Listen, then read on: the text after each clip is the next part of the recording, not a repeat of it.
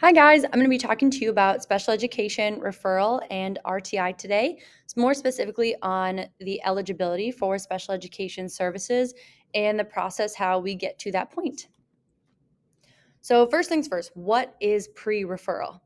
Well, pre referral is the time in which students that are identified as struggling are receiving interventions to improve academic or behavioral outcomes and how they are acting within the classroom or performing in the classroom. Something called RTI is used for the pre referral process. So, what is RTI? Well, RTI just stands for Response to Intervention.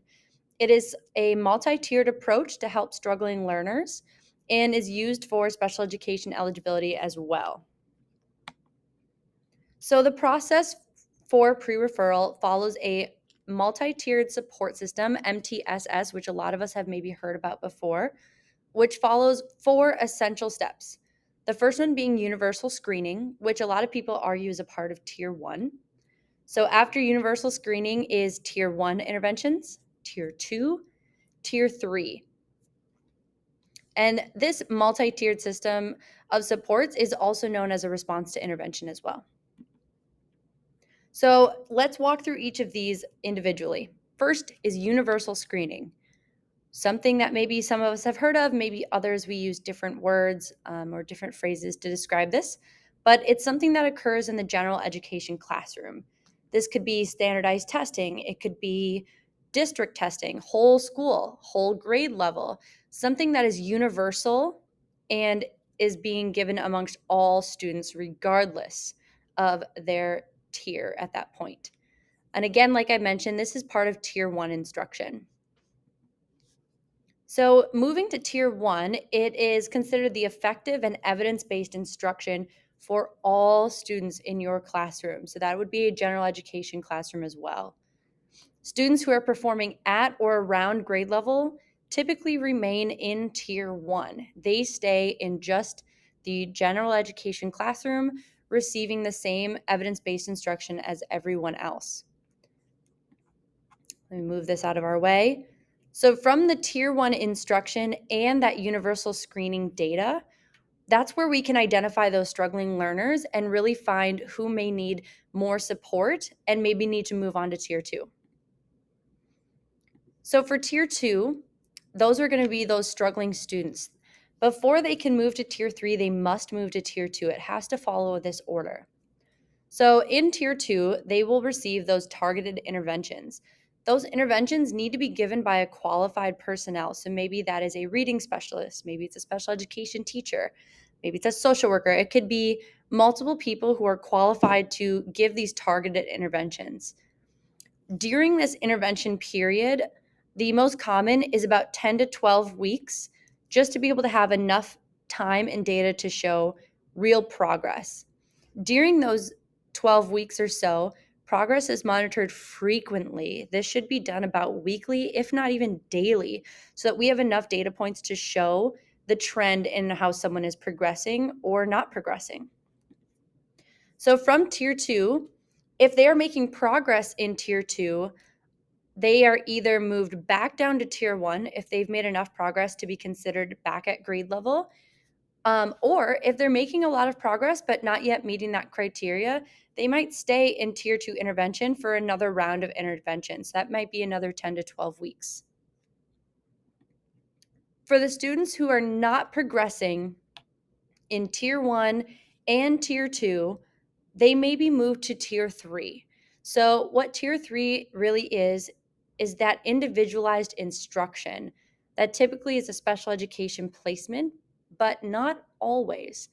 Most of the time, they do have a referral for special education services and they may start an evaluation. That is just usually, it is not all the time, but I would say 9 times out of 10, that's what's happening. What's important to note about these tiers is that even though everyone is in tier one, if a few students move to tier two, they are still getting that tier one instruction and support. They are still getting the whole class or whole grade level instruction that is evidence based and effective. They are getting that along with the intervention. The intervention is just additional support and additional instruction to help further their progress in those skill areas. So now that we've learned what each tier really is and what it entails, what is the staff involvement? Where do you come in on that?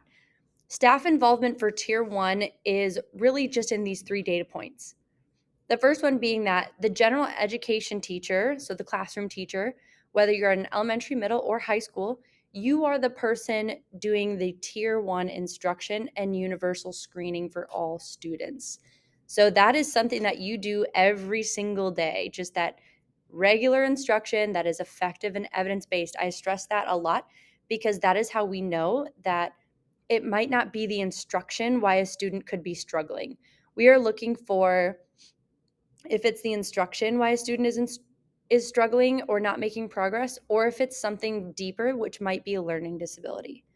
So keeping all general education teachers following the protocol of giving evidence-based instruction is absolutely crucial in tier 1 and moving between tiers.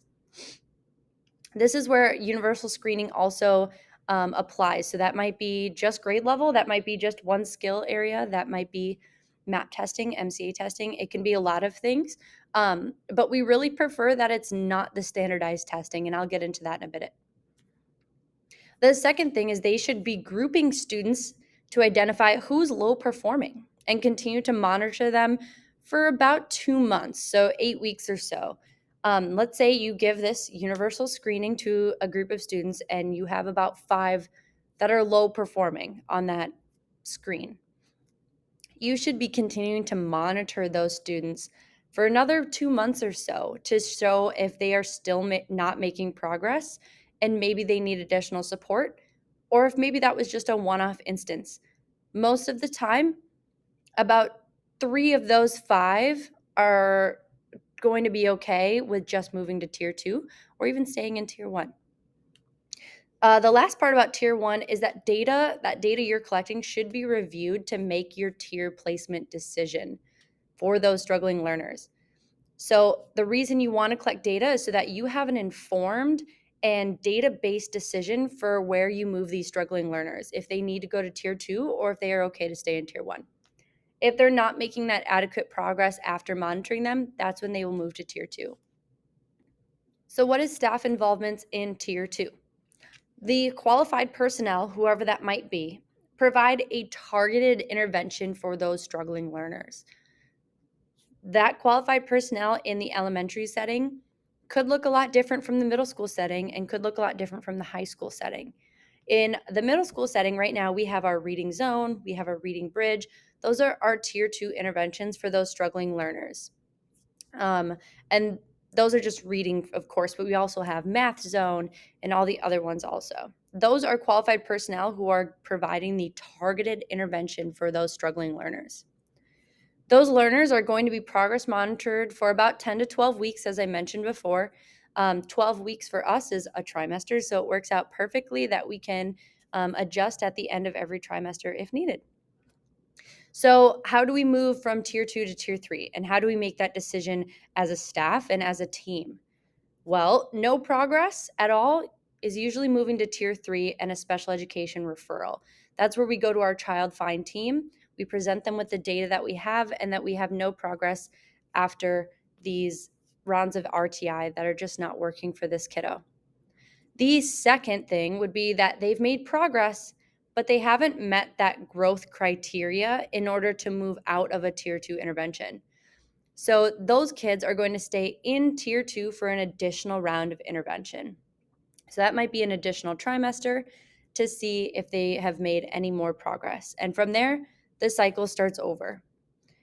The last thing is that they met growth criteria. They've met everything that they needed to. They've made huge progress, and they've met all the criteria that was set in place before beginning the intervention. And those kids can return to tier 1 where they are only in the general education classroom without additional intervention and supports. And our last tier is tier 3, like I mentioned before. That's that special education, intensive individualized instruction. So a general education teacher would make the special education referral to the child find team. Before the child find team or multidisciplinary team can move forward with an evaluation for special education, parents and guardians must be notified and agree to the evaluation. If a parent says no and they disagree, and there is no change in their mind, we cannot move forward with a special education referral. When that happens, it's usually up to the child find team to speak with parents. Of course, we want to encourage it if we really have data to support it.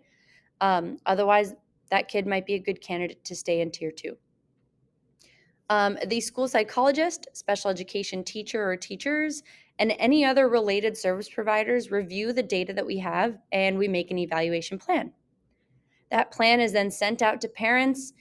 They agree to everything that we've proposed to them, and then the evaluation is conducted. This evaluation will take about 30 school days to complete between all of us, and we create a evaluation report. So if the student is found eligible, Tier 3 instruction or special education services begins. So how are these students found eligible? How do we officially get them into Tier 3? Well, eligibility for a specific learning disability is based on RTI, that response to intervention, and or something called the severe discrepancy model.